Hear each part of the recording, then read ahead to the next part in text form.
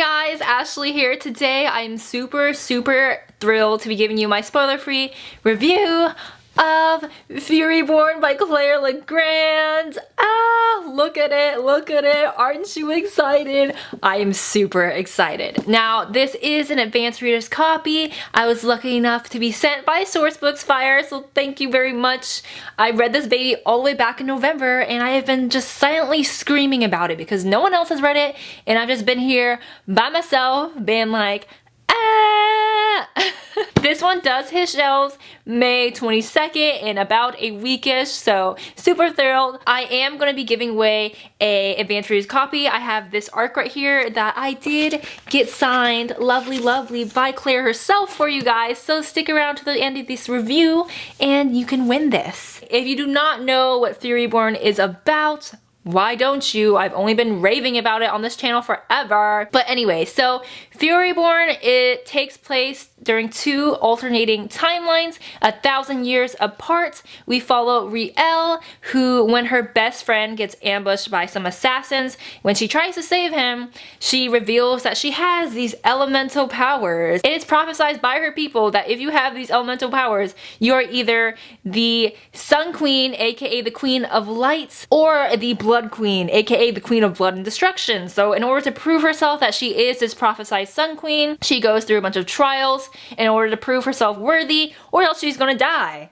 So, And then, of course, we follow this timeline 1,000 years into the future. We follow Eliana. She is an assassin of sorts for her empire, and in her town, a lot of women, and including her mother, have been mysteriously taken and kidnapped or missing. So she joins forces with a rebel captain to try to find her mother.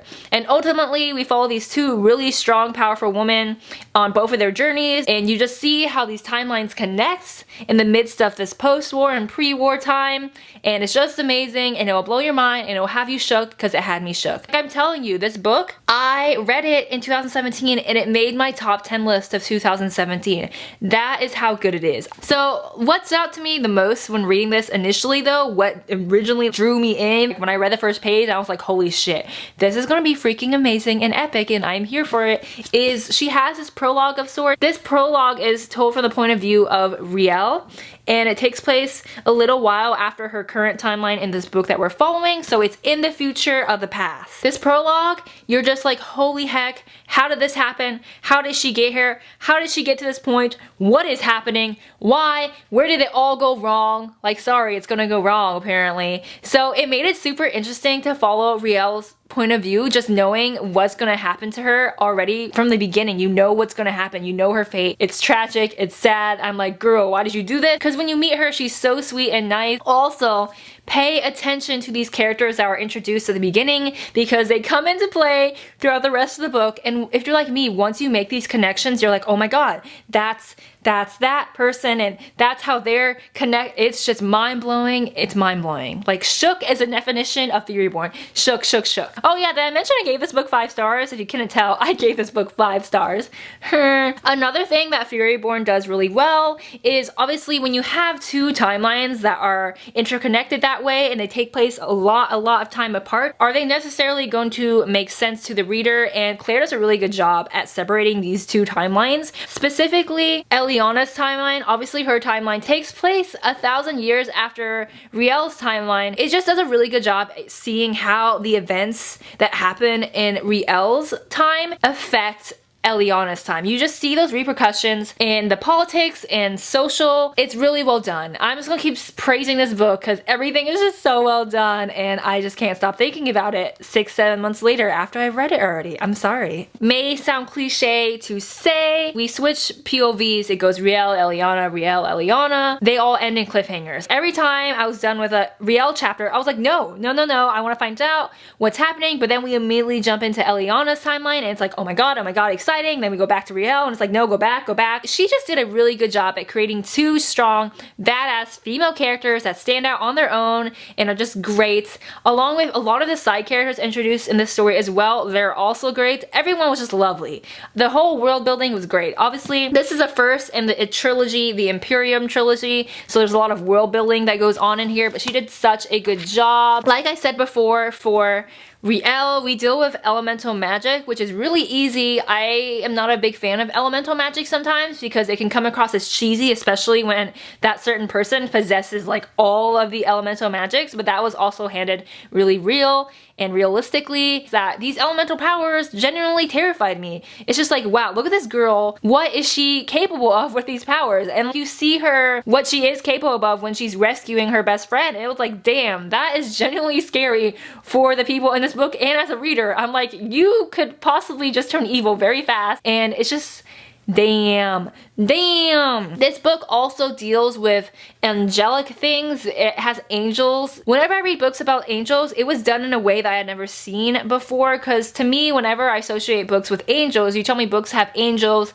you know, it's really easy to kind of associate like the Mortal Instruments or generally any other like urban or paranormal fantasy, but this one definitely was just like high fantasy, which I hadn't read a book with angels that was kind of high fantasy, so that was really refreshing. It didn't make me hate angels, because honestly when I found out this book was angels, I was like, but it's good. It's good, people. Trust me, it's good. Obviously, of course, we do have some love interest in here. The love interest in this book doesn't take a stand on the main plot. It doesn't overpower the plot in any sense. It's very much in the background for these characters, but the way it developed was done nicely. It wasn't insta-lovey in a way. Everything kind of had a reason and already a built-up relationship that was believable. So when it did get to those romantic parts, you're like, okay, I believe this. Yes, these people, they have a thing. They have a connection. They have things that link them to each other, that they've gone through a lot.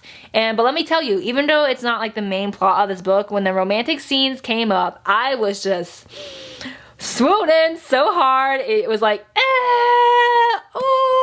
I think that's all I have to say about Furyborn. Have I praised it enough in this video? Have I hyped it up enough for you? And I think the main thing that draws me to this book, just the plot line, and you just see how all these threads of the story come together. It does a really good job at doing two POVs and two interconnecting timelines. It's just great. It's just great. Let's count how many times I said this was so great. It was great. This was done so well. I'm really sorry. And now for my giveaway.